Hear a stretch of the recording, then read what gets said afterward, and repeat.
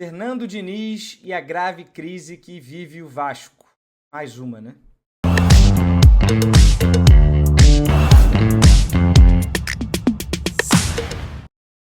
Fala, rapaziada, sejam todos bem-vindos a mais um vídeo no canal do Canedo. Primeiro, pedir desculpas aqui pela minha ausência nos últimos dias, complicações, problemas familiares. A Marina, minha filha, ficou doente, teve Champions League, teve um dia que eu fiz um churrasquinho, não consegui gravar logo depois, no outro me enrolei todo, enfim. Gostaria muito de ter falado das semifinais da Champions, vou deixar isso para um outro momento, a gente vai falar, evidentemente, um outro olhar, vai falar também da final. E o assunto hoje é Fernando Diniz, eu acho que é o assunto mais quente aqui de futebol brasileiro. Está de volta ao Vasco depois de uma passagem esquecível em 2021, em que o Diniz não conseguiu o acesso. Claro que não está na conta dele, né?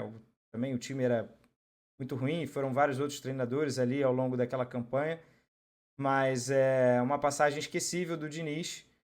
E ele está de volta agora numa outra condição, né, já como campeão da América, mas também trabalhos ruins, seleção brasileira e Cruzeiro, mas com uma missão grata, porém eu acho que ele cobrou um salário justo para isso, para tentar salvar aí a temporada do Vasco, e tem muita temporada pela frente. Para mim, longe de parecer que a temporada do Vasco está destinada aos 45 pontos. Boa dinâmica, as coisas podem mudar radicalmente e rapidamente. Então vamos acompanhar, mas assim, também sem verdades absolutas. Vou falar aqui depois minhas impressões sobre o trabalho do Diniz. Antes eu queria falar sobre a crise do Vasco. Eu fiquei muito assustado assistindo a goleada sofrida para o Porto Cabello. 4-1 para o time da Venezuela, por mais que tenha um projeto interessante, um CT maneiro. Cara, estamos falando aqui de 4-1 para um time da Venezuela que nunca na história, qualquer equipe da Venezuela, nem o Caracas, fez 4 gols num time brasileiro. E assistindo ao jogo, né, os gols que o Vasco levou, a maneira como ele levou os gols, pelo amor de Deus, aí sim, assustadoras. Me fez até pensar que tem um problema interno, alguma coisa grave ali, crise entre os jogadores, a comissão técnica que agora é o Felipe, né, pós-Carille, né, não dá nem para dizer que estão querendo derrubar o técnico, como, né, se ele já é um técnico passageiro. Mas assim, o Vasco levar um gol de cabeça de um jogador de 1,59 m, em que o Piton não fez nada para atrapalhá-lo. O Vasco levar um gol de um jogador que estava invadindo a área para chutar com a esquerda, teve um tapete vermelho estendido para ele ajeitar o corpo e bater com a direita.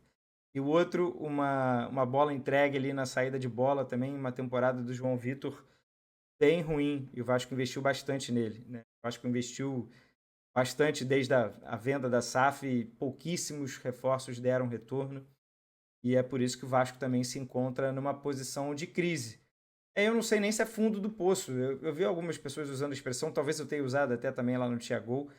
Mas, cara, acompanhando assim a história recente do Vasco, a última década, quando começou a emendar rebaixamentos ali, o primeiro foi em 2008, depois de 2013, o Vasco passou por muitos maus bocados.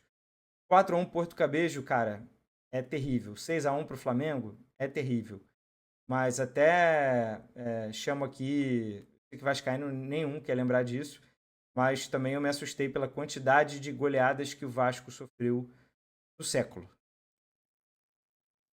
Então, é um post aqui do Noite de Copa, e claro que sim, tem desde 2002, mas eu acho que a queda do Vasco tem um 7-2 para o Atlético Paranaense que chama muita atenção. Era o Renato Gaúcho, que eu lembro, falando que até uma grávida faria gol no Vasco naquele dia. Eu acho que é 2005 mais ou menos que começam uns resultados assim com uma frequência maior. O Vasco cai pela primeira vez em 2008, em que ele leva um 5-0 do Vitória. Tem alguns resultados aqui que são terríveis. Se ele levar 4-1 do Palmeiras, é o tipo de resultado que pode acontecer. Se levar 5-0 do Avaí em casa, em São Januário, na Série B, é realmente algo que não tem cabimento. Um 6-0 do Inter, um 4-0 do Jorge Wilstermann, tudo bem que era altitude, o Vasco até avançou, né, foi na pré-Libertadores, mas depois levou 4 do Cruzeiro, 4 do Racing, e aí 6 do Flamengo, e agora Puerto Cabejo, né? 4-0 do Criciúma, que foi a queda do Ramon Dias no ano passado. O torcedor do Vascaíno já passou por poucas e boas e ele está cansado. Né? O torcedor do Vasco está cansado. Tenho amigos, converso, falo isso assim, cara, sem a menor intenção aqui.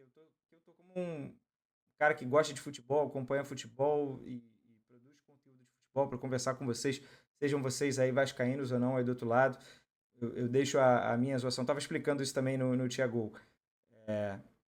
Eu gosto de brincar com os meus amigos vascaínos e no WhatsApp. Só que falando até mesmo dessa situação de Vasco, nem tenho tido mais assim vontade de sacanear e assim já até entendi que passou do ponto, já sabe o que o torcedor do Vasco vem vivendo aí, sofrendo aí nos últimos tempos, ninguém merece, cara. Por mais que exista rivalidade, eu sei que, né, torcedor do Flamengo, Fluminense e Botafogo vão torcer contra, é normal, o torcedor do Vasco também torce contra. Mas, cara, passou do ponto, irmão. Passou do ponto. E Porto Cabejo talvez tenha sido a goleada aqui mais assustadora pelo nível do adversário, né? O primeiro venezuelano a fazer 4 gols num brasileiro. Não era nem o Caracas, estamos aqui falando do Porto Cabejo. Mas eu acho que aí o Vasco tem, para fazer uma virada de chave, o Vasco tem eu não quero me empolgar aqui, tá? Mas eu acho que o Vasco tem chance de conseguir uma retomada com o Diniz. E digo isso sem ser um viúvo do Diniz. Vocês sabem que eu sou tricolor, né? Torcedor do Fluminense. É a passagem mais marcante da carreira do Fernando Diniz. Aquele conquistou os seus primeiros títulos e ele ganhou uma Libertadores e o alçou até para a seleção brasileira. Eu não sou um viúvo do Fernando Diniz, porém também não sou um hater. Quando ele deixa o Fluminense, eu fico muito decepcionado ali com 2024, com a insistência dele, as escolhas, né, a teimosia, a, a fase de negação que ele vivia nas entrevistas coletivas, né, os vícios, né, é um pouco de gênio e monstro, né, e os vícios que ele tinha de sair empilhando atacante no time como se isso fosse a solução, bota um atacante na lateral e tudo mais. Enfim, eu fiquei muito triste, né, porque 2023, o 22 também foi maravilhoso. 2022 o Fluminense jogou até mais bola que 2023 e foi um encaixe rápido. Então, até por isso que eu acho que pode dar certo, sabe? O Vasco, obviamente, tem que correr atrás de um prejuízo, não vou dizer aqui considerável, em termos de tabela, claro que não, mas talvez em termos de futebol mesmo, de rendimento. Mas o Diniz é um cara que pode dar um clique rápido. Muita gente fala que ele precisa de tempo, mas em 2022 no Fluminense foi quase que instantâneo.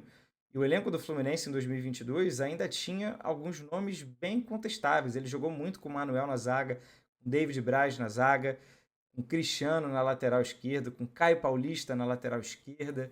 Poxa, William Bigode ainda no ataque.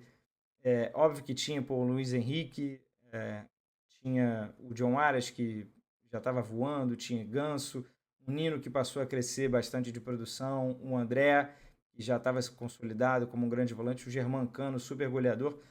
A gente vai concordar que o Vasco não tem hoje uma qualidade semelhante, mas o Vasco também não é a quarta força da Venezuela para levar 4-1 do Puerto Cabejo. E eu também não sou muito bom assim de palpite, analisando o jogo para dar palpite, um palpite de bet, tudo bem. Mas quando o Sampaoli, por exemplo, assumiu o Flamengo, eu falei, pô, vai dar certo. O Flamengo vai poder contratar jogador. E quando o Tite, então, assumiu, eu tinha certeza que o Flamengo ia ganhar, pelo menos, o Brasileirão dos pontos corridos. E nada disso aconteceu. Né? O Tite fez o seu pior trabalho aí em muito tempo. Mas eu tô nessa de que não acho que seja aqui muito relevante. Ah, tá saindo do Carille pro Diniz. Eu acho que isso expõe mais o trabalho do Pedrinho, a falta de convicção do Pedrinho no Carille, né, em primeiro lugar, do que um problema o elenco do Vasco ter uma aceitação ao nome do Diniz, ao estilo do Diniz. Eu tenho certeza que dentro do elenco do Vasco, o Diniz vai descobrir jogadores, e aí alguns até fora da caixa, que serão bem úteis, sabe? Para citar aqui o exemplo do Tietê, que é um jogador que pode fazer saída de bola, Paulinho, um jogador que gosta de carregar a bola, sei lá, Jair vai inventar um ponta numa ala, numa lateral, e eu acho que o Verratti pode vir a ser uma versão mais modesta do Cano, mas se a bola chegar direito ali na área para ele, bem que ele funciona mais com a cabeça, né? O Cano funcionava mais com o pé, então por isso o Cano também tinha uma habilidade maior de fazer gols.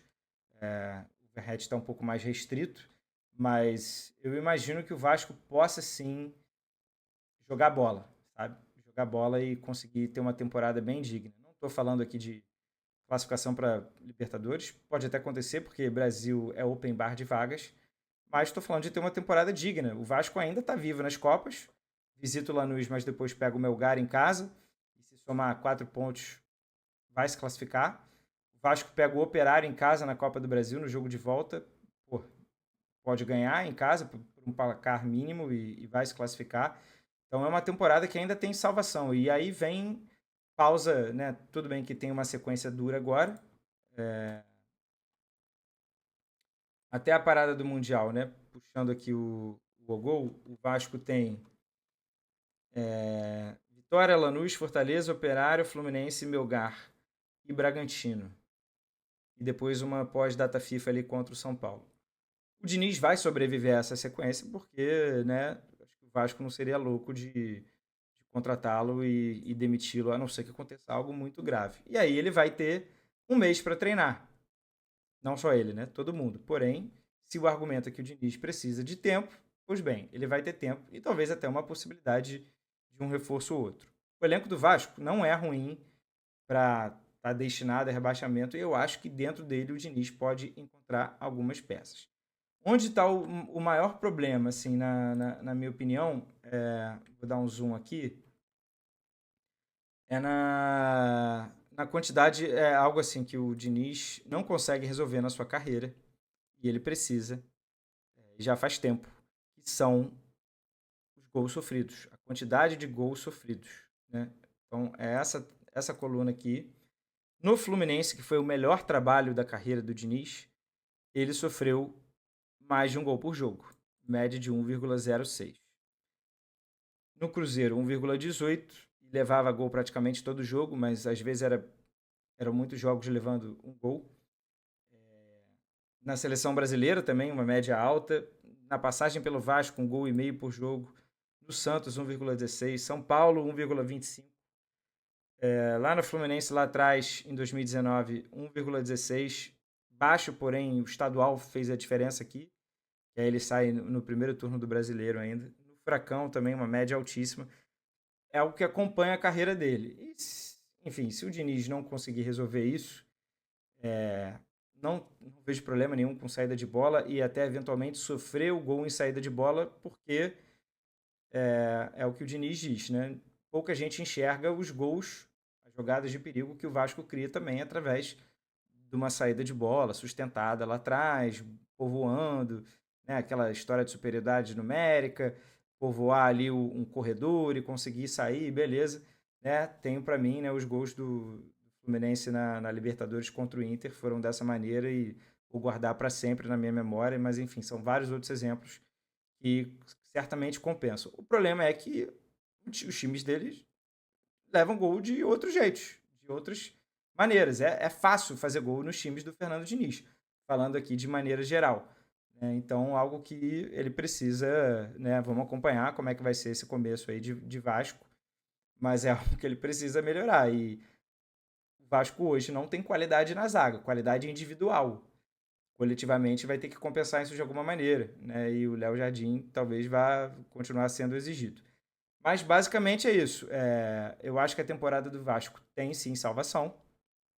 Estamos em maio. Entendo perfeitamente o torcedor do Vasco que não aguenta mais, não consegue mais se apegar a nada. Né? O noticiário político é terrível. o Vasco já esteve muito mais perto de ser vendido do que está hoje.